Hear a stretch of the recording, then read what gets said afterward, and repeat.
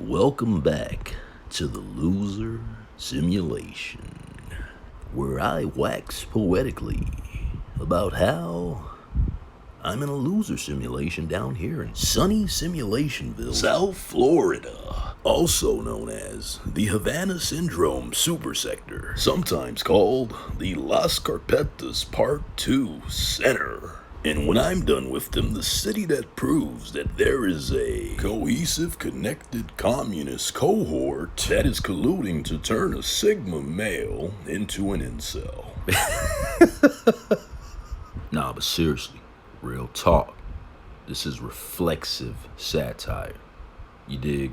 Where I take the very mechanisms of induced paranoia, that is strategic placement, sonic and visual triggers, subconscious suggestions, and transpose them into a media format that exposes their absurdity. I'm like, yo, if I'm the loser, that's cool. Let's laugh about it, right? Put that aside. Now let's find out what it takes to be a winner. You dig? But nah, yo, seems like this whole experience is putting me on a path to see who in the South Florida Illuminati.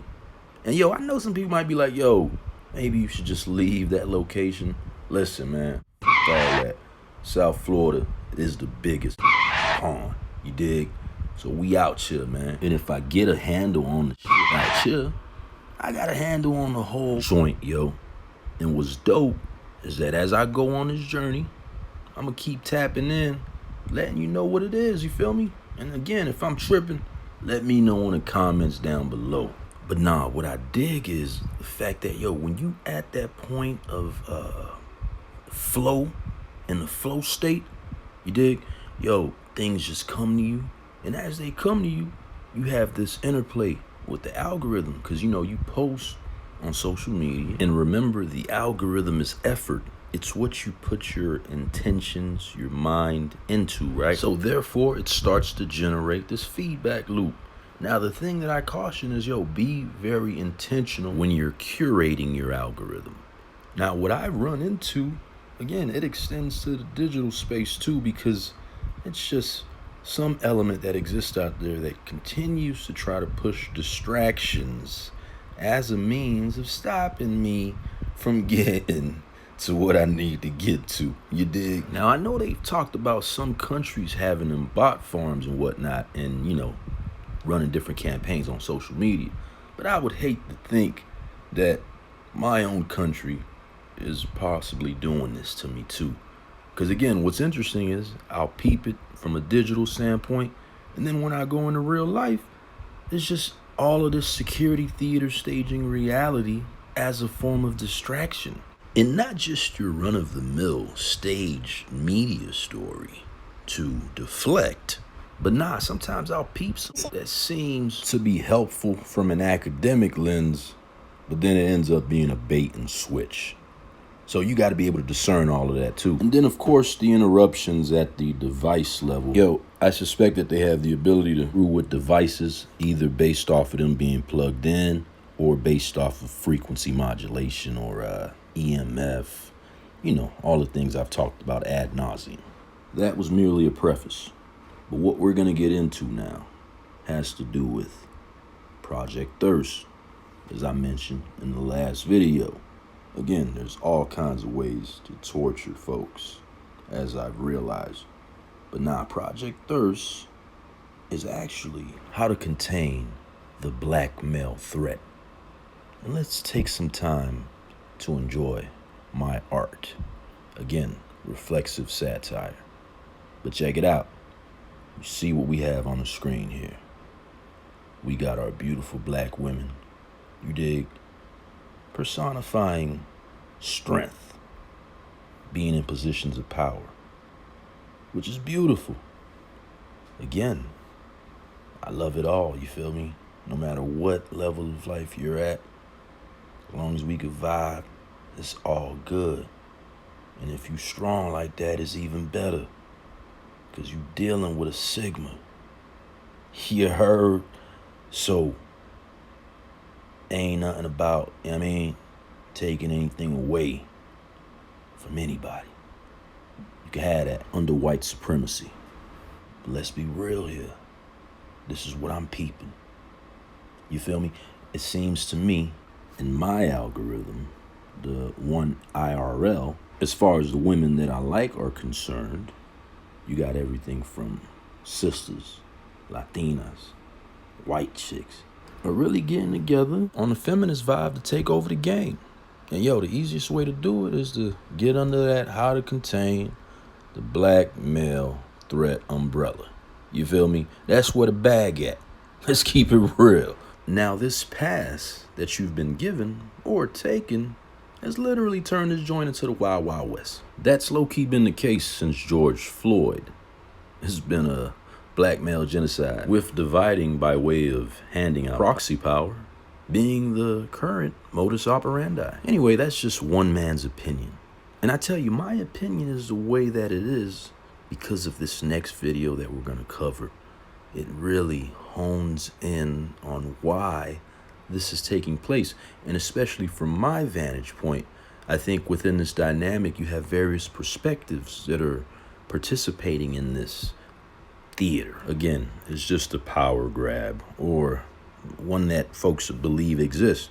And it stands to reason that since all these people got wiped out during the pandemic, there are opportunities to assert what you want the new paradigm to look like. And as someone that has historically, at least on the surface, fallen into the lower section of the totem pole, let me assert my sovereignty by saying thirsty, FOHSM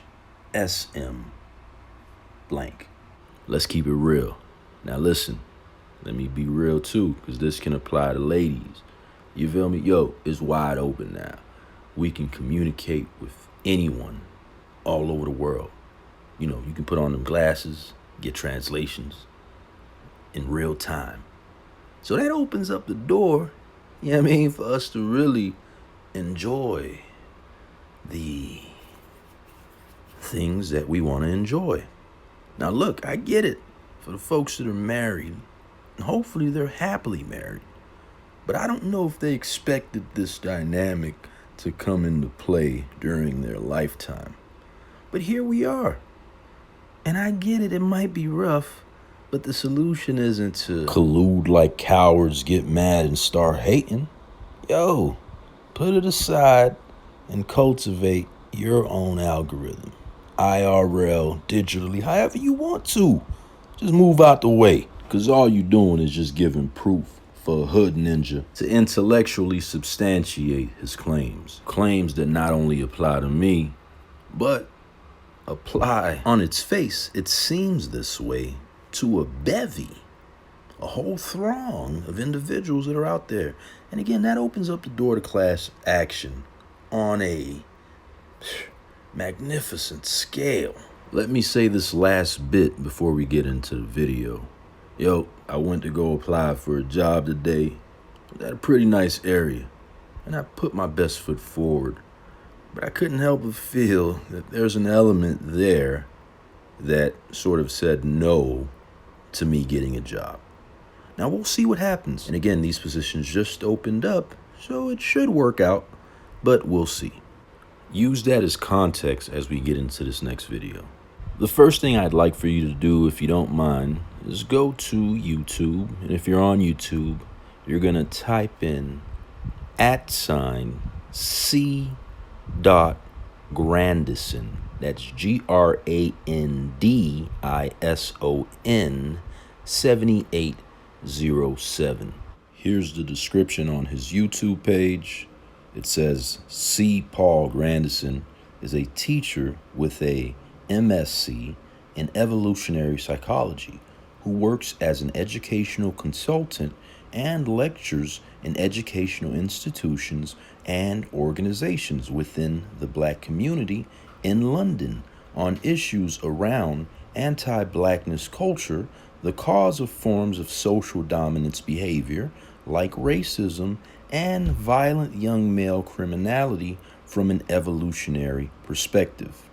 Author of the book, The Racial Hierarchy, Anti-Blackness Cultures and Anti-Black Racism, an evolutionary perspective.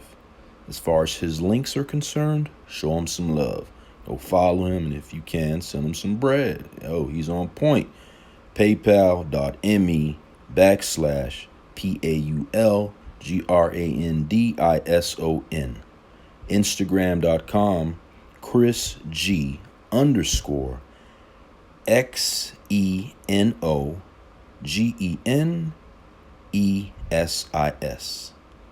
Xenogenesis.